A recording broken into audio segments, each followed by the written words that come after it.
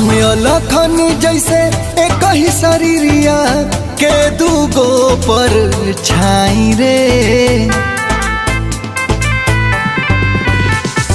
राम लखन जैसे एक ही शरीरिया के दूगो पर छाई रे। मिल जाई सब सुख महल अटरिया, कहाँ मिली तोरा लेखा भाई रे। मिल जाई सब सुख महल अटरिया, कहाँ मिली तोरा लेखा भाई रे।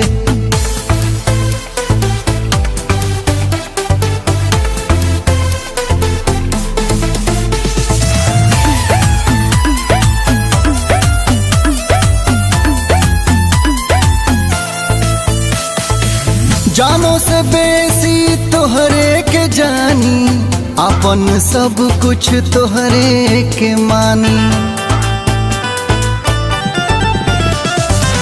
तोहपे लुटा दी कितने खजनवा, हीरा मोती सोना और धनवा। शाम सवेरे तोहर खुशी के अर्जी हम लगाई रे। मिल जाई सब सुख महल अटरिया, कहाँ मिली तोरा लेखा भाई रे। मिल जाई सब सुख महल अटरिया, कहाँ मिली तोरा लेखा भाई रे।